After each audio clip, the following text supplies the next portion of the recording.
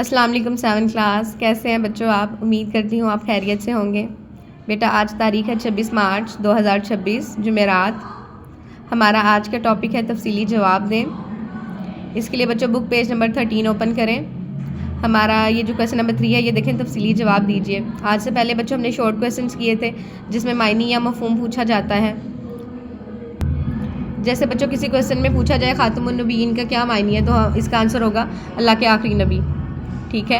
اور اگر پوچھا جائے عقیدہ ختم نبوت سے کیا مراد ہے، تو یہ ہم پھر 2 لفظوں میں تو نہیں جواب دیں گے، پھر یہ 2 لائنوں میں تو جائے گا ہی۔ عقیدہ ختم نبوت سے مراد ہے کہ نبی کریم صلی اللہ علیہ وسلم اللہ تعالیٰ کے آخری نبی ہیں اور اب آپ کے بعد کوئی نبی یا رسول نہیں آئے گا، تو یہ اس عقیدے پر ایمان لانا عقیدہ ختم نبوت کہلاتا ہے۔ لیکن بچوں دیکھیں تفصیلی جواب جو ہوتے ہیں نا، ان میں ہمیں تفصیل سے لکھنا پڑتا ہے، کھول کر وضاحت کے ساتھ بیان کرنا پڑتا ہے تاکہ بات واضح ہو جائے، سمجھ میں آ جائے اچھی طرح سے۔ تو ہمارا کویسچن ہے قرآن و سنت کی روشنی میں عقیدہ ختم نبوت بیان کریں۔ تو بچوں قرآن و سنت کی روشنی سے کیا مراد ہے، یعنی ہم قرآن سے آیات لیں گے اور نبی کریم صلی اللہ علیہ وسلم کی احادیث بیان کریں گے، تو پھر ہمیں عقیدہ ختم نبوت کی وضاحت ہوگی۔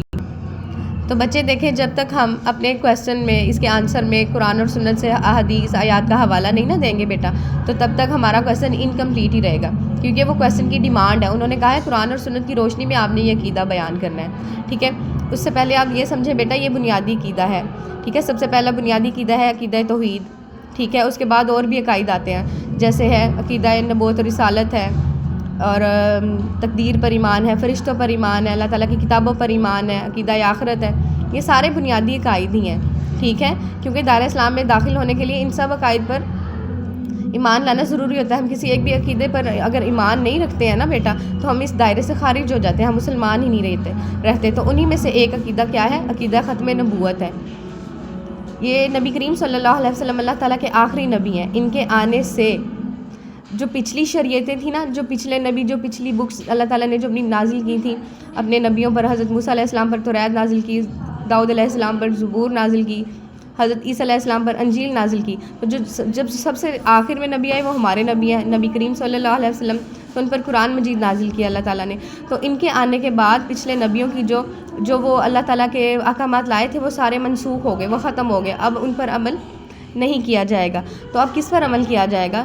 دنیا میں جتنے بھی مسلمان اب ہیں اور جو قیامت تک آئیں گے، ان سب کی کامیابی کا اور نجات کا جو ایک اکیلا واحد رستہ ہے نا بچوں، وہ قرآن مجید ہے اور حضرت محمد صلی اللہ علیہ وسلم کی اطاعت ہے۔ یعنی اگر ہم قرآن پر عمل کرتے ہیں اور اپنے نبی کی اطاعت کرتے ہیں تو پھر ہم کامیاب ہو جائیں گے آخرت میں۔ تو دیکھیں بچوں، قرآن پاک سے آیت کا حوالہ دینے کے لیے ہم دیکھتے ہیں سورۃ الاحزاب کی آیت نمبر 40۔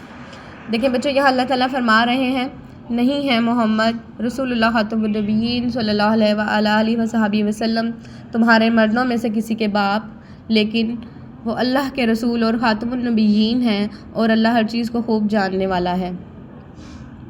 یعنی اس آیت میں اللہ تعالیٰ فرماتے ہیں کہ محمد صلی اللہ علیہ وسلم تم مردوں میں سے کسی کے باپ نہیں ہیں۔ بچوں آپ جانتے ہو نبی کریم صلی اللہ علیہ وسلم کو اللہ تعالیٰ نے بیٹیوں سے نوازا تھا، بیٹوں سے بھی نوازا تھا، لیکن جو ان کے بیٹے تھے، اولاد نرینہ تھی، وہ سب بچپن میں ہی وفات پا گئے تھے، ٹھیک ہے۔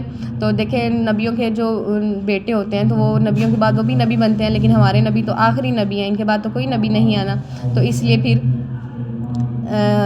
ان کی جو اولاد نرینہ تھی وہ وفات پا گئی، ٹھیک ہے۔ اب وہ ہم مردوں میں سے جو ہمارے مرد ہیں ان میں سے وہ کسی کے باپ نہیں ہیں، لیکن وہ اللہ کے رسول ہیں اور خاتم النبیین یعنی وہ آخری نبی ہیں، ٹھیک ہے۔ تو یہ ہو گیا آیت کا حوالہ۔ اب آپ دیکھیں نبی کریم صلی اللہ علیہ وسلم کا فرمان، انہوں نے کیا فرمایا ہے اپنے آخری نبی ہونے کے بارے میں۔ انہوں نے صحیح بخاری میں حدیث نمبر ہے 3455، اس میں آپ فرماتے ہیں میرے بعد کوئی نبی نہیں آئے گا۔ واضح لفظوں میں پتہ چل رہا ہے کہ آپ فرما رہے ہیں کہ میں آخری نبی ہوں، میرے بعد کوئی نبی نہیں ہے۔ اس کے علاوہ صحیح بخاری کی آیت نمبر 3535 میں بھی آپ نے یہی فرمایا کہ میری اور مجھ سے پہلے انبیاء کی مثال ایسی ہے جیسے ایک شخص نے ایک گھر بنایا اور اس میں ہر طرح کی خوبصورتی کا سامان کیا، لیکن ایک کونے میں ایک اینٹ کی جگہ چھوٹ گئی۔ اب لوگ آتے ہیں اور مکان کو چاروں طرف سے گھوم کر دیکھتے ہیں اور تعجب میں پڑ جاتے ہیں، لیکن یہ بھی کہتے جاتے ہیں یہاں ایک اینٹ کیوں نہ رکھی گئی، تو میں ہی وہ اینٹ ہوں، میں خاتم النبیین ہوں۔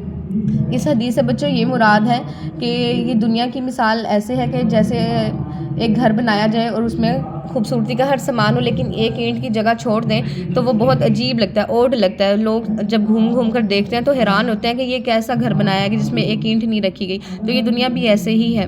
جب سب انبیاء کرام علیہ السلام دنیا میں آ گئے، ٹھیک ہے، انہوں نے اللہ کا پیغام پہنچا دیا، لیکن پھر بھی ایک کمی رہ گئی تھی. تو وہ جو کمی تھی وہ نبی کریم صلی اللہ علیہ وسلم کی ذات کے نہ ہونے سے تھی. تو جب آپ دنیا میں تشریف لائے تو وہ کمی پوری ہو گئی. 7 کلاس، آپ اس آیت اور حدیث کے ترجمے کو بیٹا رف کاپی پر نیٹ کر کے لکھ لیجئے گا، ٹھیک ہے. اس کوسچن کا پراپر آنسر میں آپ کو PDF میں سینڈ کروں گی. اپنا بہت سارا خیال رکھیے گا. اللہ حافظ.